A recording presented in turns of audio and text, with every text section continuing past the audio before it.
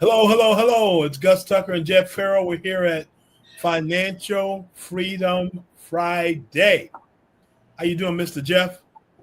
Hey man, I'm doing well. I'm doing well. Yeah, I know you've had a heck of a week. I know we can't get into it, but Yeah, we're praying for you and your family, thank you.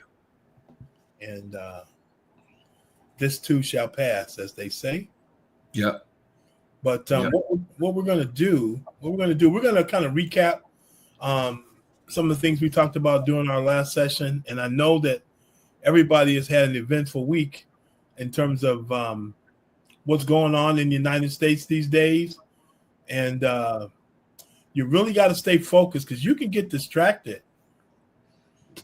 Scrolling, Yes. you can be scrolling all day on stuff, man. And so we got to stay focused because this is what we're talking about is thriving and not just surviving the next 4 years and beyond. Okay, that's what this is about, and there are some principles, these 8 financial breakthroughs, and what I encourage you to do as it relates to these 8 financial breakthroughs is get the book. Okay, get the book and read it. Okay, because either you're programming yourself or somebody else is. Did you catch that? Either you're programming yourself or somebody else is. And I hope you know what's best for you to be programmed with, and somebody else doesn't know better than you.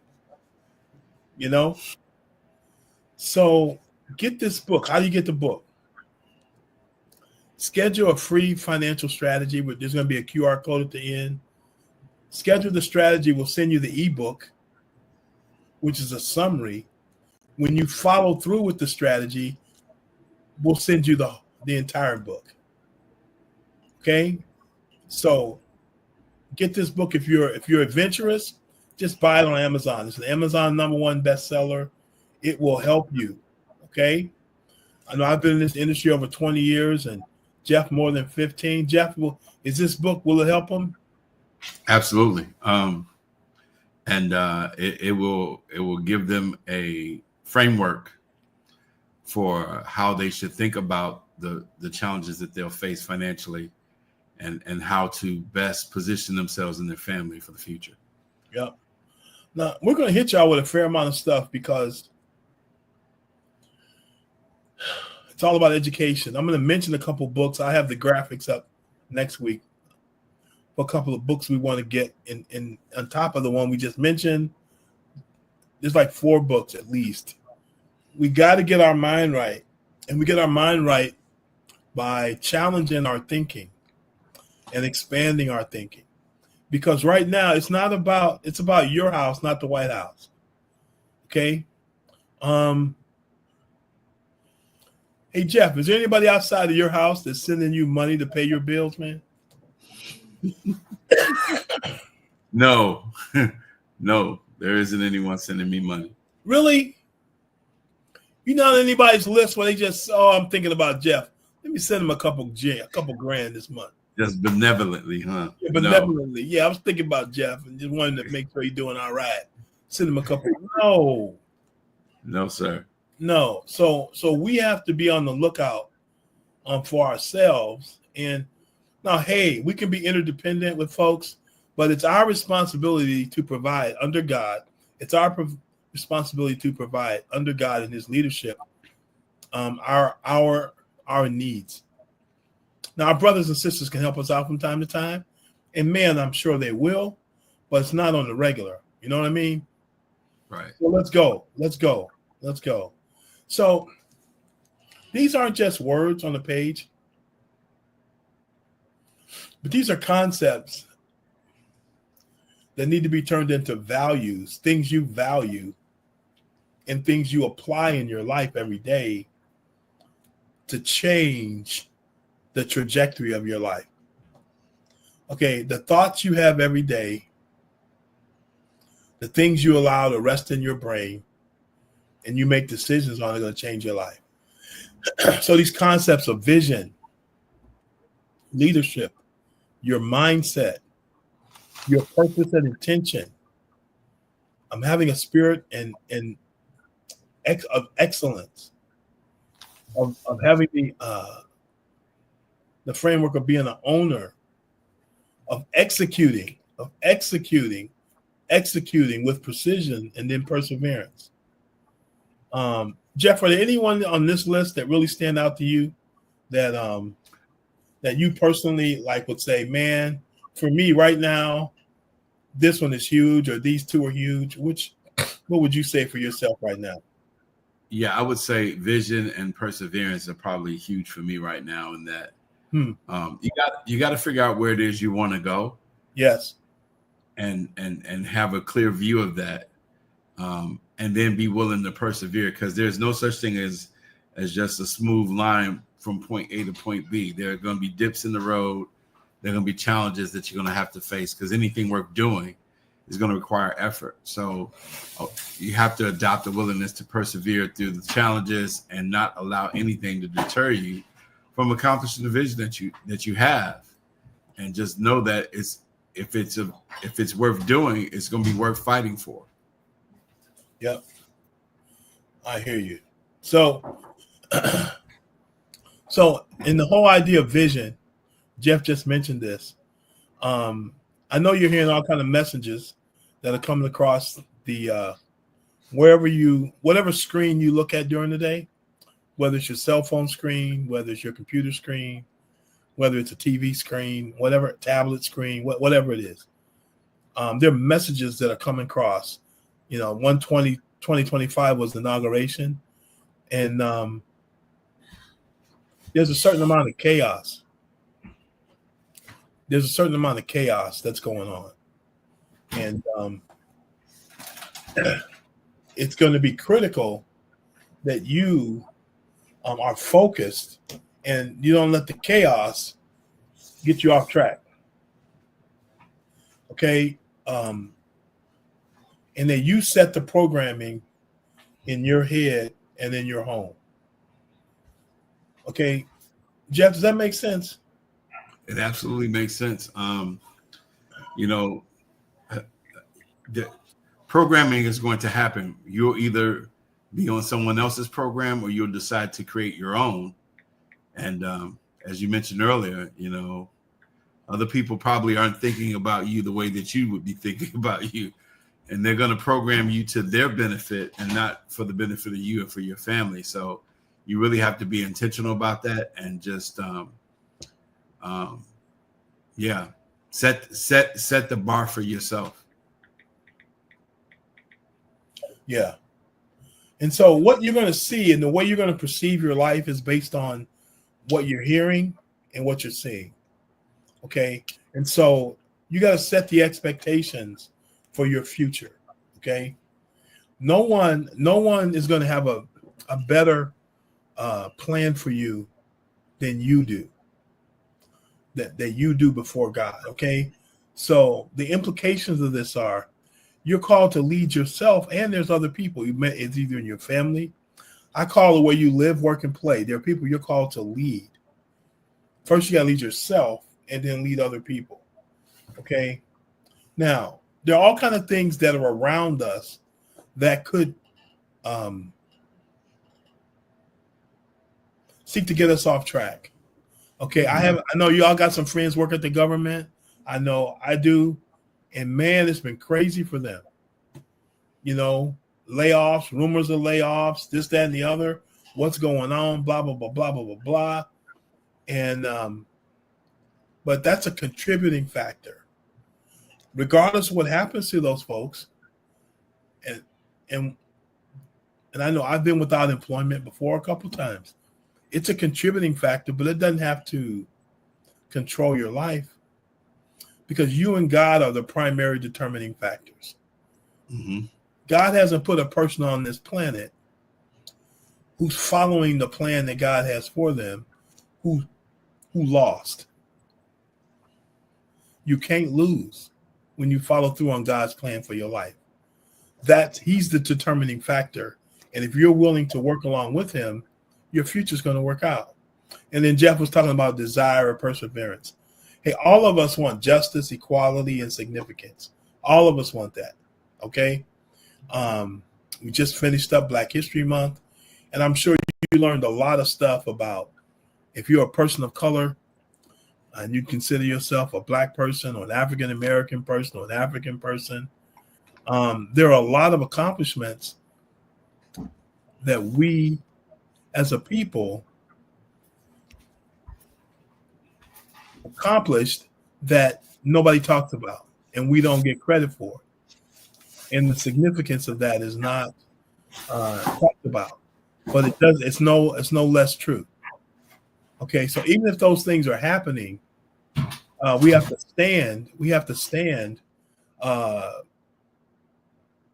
in the reality that those things happen, and just know that ultimately, in the scales of justice, it's going to come out. Okay, so the whole idea of leadership is that all of us are called to be a leader at home, work, church, and in our community. And I challenge you to aspire to the highest level of leadership possible in each one of those areas, because God wants his people to create and execute policy in our world. Okay, so the reason the news is what it is in America right now is because of the people who are in leadership.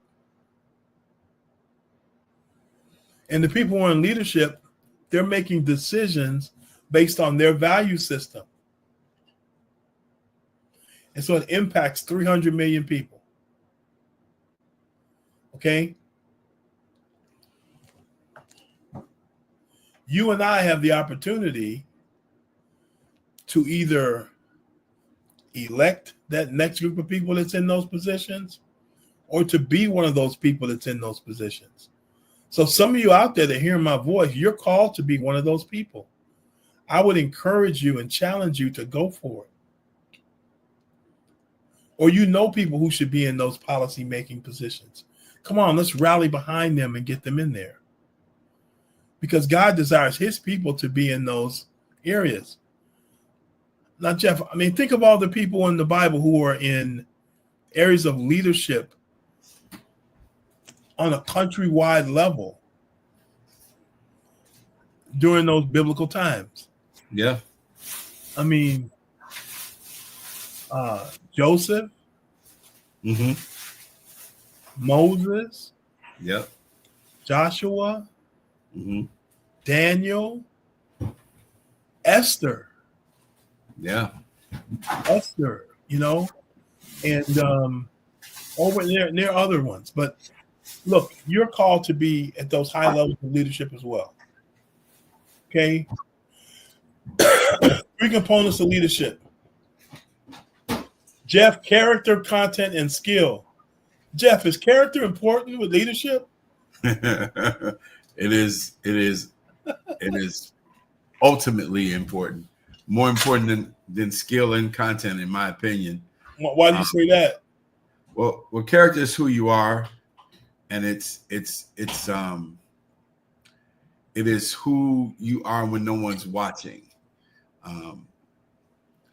Much of the failure in leadership that we've seen in our country, in business, and in government, and in any facet, has been an issue of character and not necessarily their skill or even content per se. It's been people unwilling to do the right thing in tough situations when they think no one's watching or they think that no one will find out. And so if we can get the character thing straight, the other things we can train for, we can teach, we can learn. But character can't, it can be developed. Your character can be developed, but it has to be based on something. And for us, you and I as believers, character is built on the Word of God. So, yeah. So I would encourage you and challenge you towards developing 10 or 12 I am statements about who you are. And that the first one is about your relationship with God. I am a worshiper of God. I am a man of God. I'm a woman of God. I'm a child of God. You know, that's number one. Boom. And then the roles you play. If you're a husband or a father, what kind of husband, father are you? What kind of wife or mother are you? And then those relationships, and then the roles you play, and then the areas of your calling. I am. Those I am statements are important because one, they recognize I am our Father in heaven, and then it talks about you and you're operating consistent with that I am. So you see yourself consistent with that I am. Mhm. That's your character. Then your content. We're going to be talking about this, okay? Because one of the things that's big is the economy. Okay? Now, did y'all take economics in school? Or did economics take you? You know, yeah, you either took economics or economics took you. Okay? So we're going to talk about economics, okay? And we'll cover that on the next slide. But there's some areas of content and things we're going to talk about that you need to know to manage your situation going forward. So here's our goal on this Financial Freedom Friday. I'm just going to put the cookies on the bottom shelf, okay? And we're going to cover it again on the next slide. One, does anybody on this screen want to be out of debt? How would you like to be out of debt? Your cars, your house, student loans, credit cards, all of that in 9 years or less with a guaranteed program that'll do that. If you're interested in that, we have that for you. Okay? We have that for you. Next thing is, we're going to teach you how to build your own private bank. How would you like to, when you get ready to go finance something, because finance is the biggest thing in our life. This is all in their content. How would you like to never have to go to a bank again to get a loan? But my last name's Tucker. Jeff, what's your last name? Farrell. Yeah, I'm going to go to Tucker Bank. And I'm going to talk to the head of the bank, me, and I'm going to grant me the loan. Are you going to have any problems getting your loans at Farrell Bank? None at all. I know the guy. You know the guy.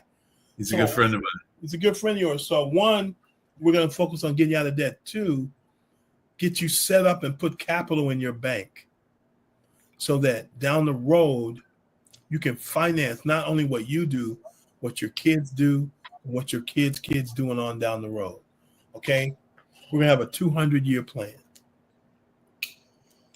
And then the next thing is creating passive income. Creating a passive income, but doing it effectively. Because, hey, look, traditional people you talk to will tell you got to save millions of dollars and then live on 4% so you can retire. Newsflash,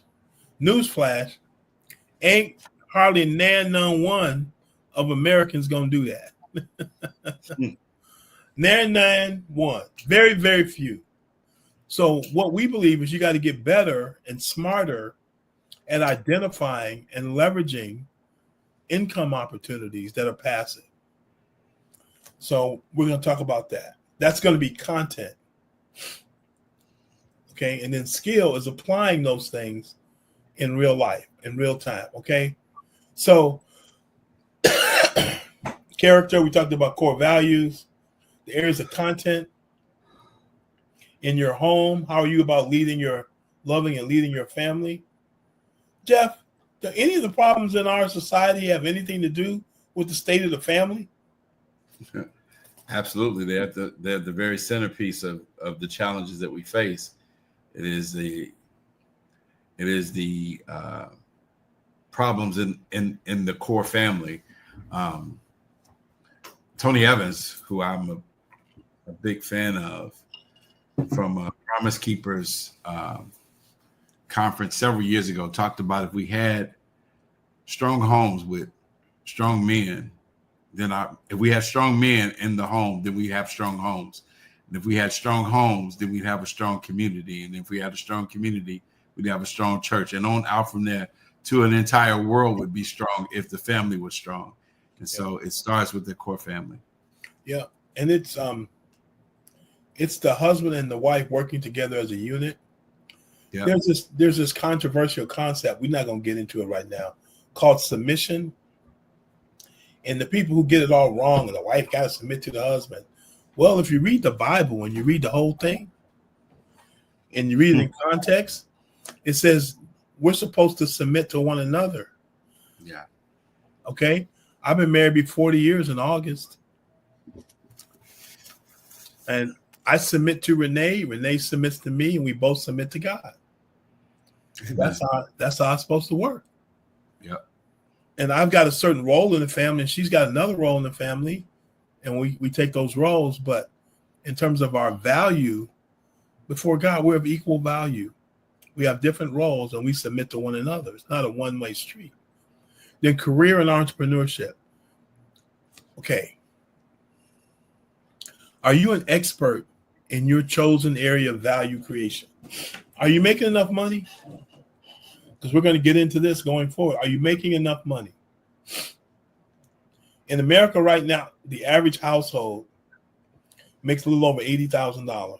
Okay, $80,610. I looked at it today. Now that's gross. Well, it is kind of gross, but it is gross. Now, here's the things. That's before taxes. So if you take that $80,610 and you take taxes out of it, let me do it real quick. 8610 times about 75%, it comes down to about $60,000.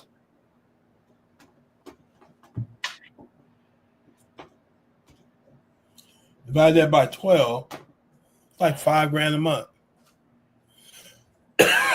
Folks, listen to this. How excited are you about living on $5,000 a month? Not very. Probably not that exciting, okay? So what we have to do, we have to get better at making money, which means we get better at creating value for people and being able to do things for people that are willing to pay us. Okay, so we're going to talk about that and becoming an expert in an area where you can create value.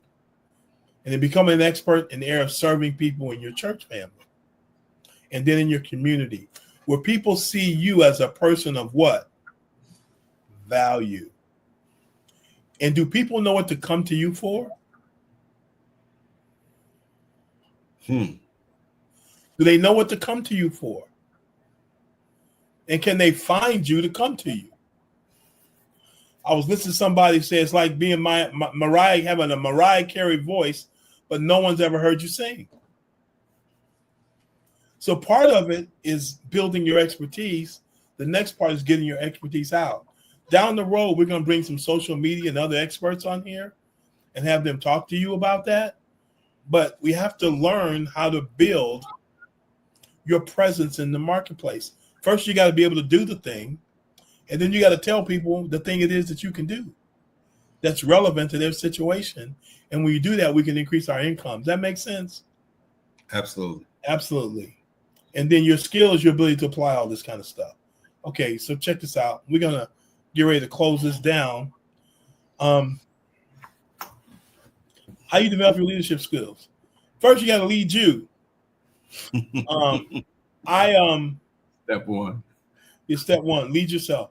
So I sent out to some friends of mine 4 powerful rituals that you can begin to put in your life to lead yourself. And I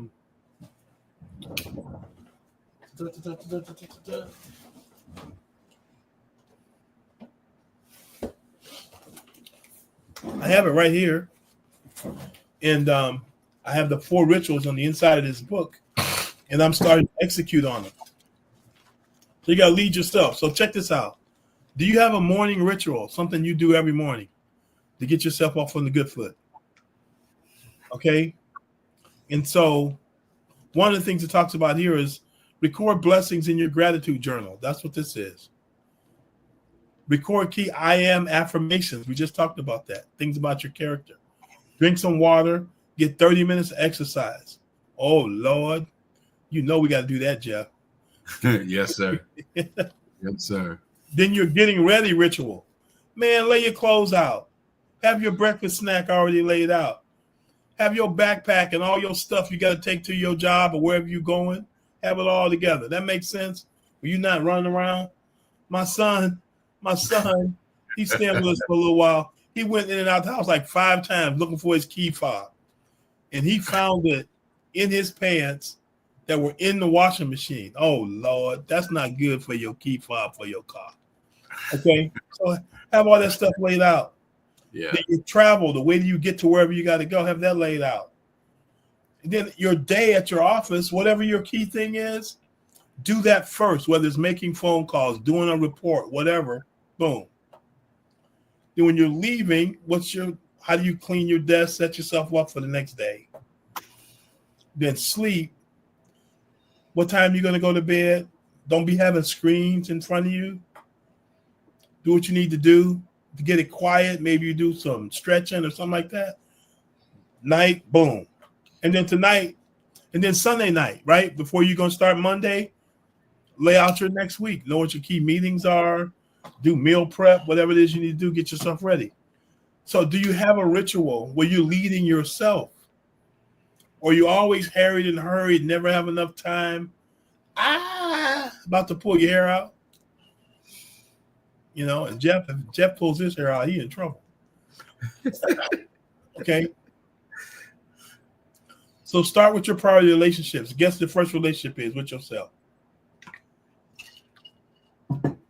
And then start with your priority relationships, your spouse and family, your career and community. And you can see this on the screen. Ask the folk you relate to. Jeff, if you ask Tanya how you doing, demonstrating love to her, what would she say? Don't tell me, Jeff. Don't tell me. Don't tell me. But some work to do. We got work to do. Yeah, I'm with you on that. Commit to listening and asking how you can do better in the areas. Repent, ask forgiveness, change your actions, okay? Seek the benefit and success of those whom you follow.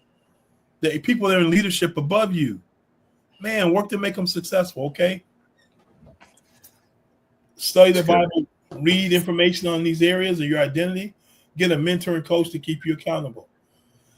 So work on your leadership, okay? Now, what if certain people that are leading certain areas of our republic that we live in was doing all this stuff? I'm just saying. Yeah. I'm just saying. Things might be a little different, okay? So mindset. How do you need to think to maximize your opportunities? New definition of DEI. I want you to be determined with an eternal focus on irrevocable plan. And these 2 verses right here talk about how before the foundation of the world, God had set up a plan for you. He knew who was going to be in office, but he had a plan for you already developed. Yes. Your job, your responsibility is not to make the plan up. Jeff, I know you've never done this. Jeff, you ever made up a plan and then told God about it? Uh-huh. Yes. I know you only did it one time. Right. But that one time you did it, Jeff, that one time you did it, how did that work out for you? Not so good. Not so good. Not so good. Not so good. So much like our children, if they bring us their plan that we ain't with, we not funding it. We ain't getting behind it. And guess what? God's not getting behind any plans he didn't create. So this is about discovering the plan that God has for you that's already been determined. It's eternal and it's irrevocable, meaning it's not going to change. God's not going to change his mind. You can't blow it so bad where he's going to change it. Well, you can, but I don't think you're at that situation. If you're watching this and we talking, you're not at that stage, okay? And then we're going to cover the rest of this. We're going to stop here. We're going to cover the rest of this. You can see where we're at. Remember this, Jeff. This is where we stopped. All right. We're going to start right here next week because we're going to start getting into some of the stuff in this book right here, Economic Redemption.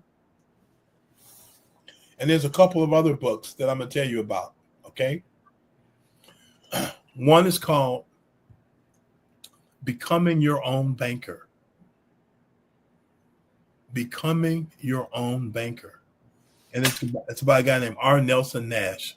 Yep. Becoming Your Own Banker. Man, that's next Okay. to your Bible. You want to read that book? Okay. And then the next book we'll tell you about is it's about the whole area of privatized banking. Privatized banking, okay? Because what we've got to do, folks, is we have to participate in this economy in such a way that we can win and we can build wealth over time. Okay, so every generation isn't starting over again from zero. Does that make sense? Yes. So we're going to do that. So you're going to get this book. You're going to get this book. Schedule time to get with Jeff or myself or one of the people on our team. And let's turn this around. Okay. By first starting with our own mindset, then our skill set, then our tool set, and then learning how to participate in the economy in such a way that we can build wealth and independence over time. Jeff, any last things you'd like to say to folks, man? Yeah, I would say this. One of the dangers is sometimes looking at what's happened in the past and getting stuck there and allowing the things that you think you should have done before hold you back from what you can do now. The best time to have planted a tree was 100 years ago. But the next best time is today, right now. So take a step in the direction of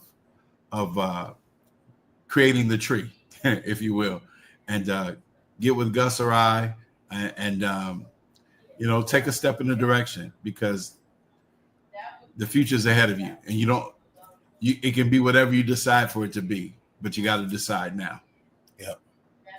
Thank you, Jeff, for those wise words. We're going to close it out. It's been great to see you here on Financial Freedom Fridays. Tell your friends, your folks, and your family to come on down, join with you. Because I tell you what, it's about your house, not the White House. All right, family. We'll talk to you. Bye.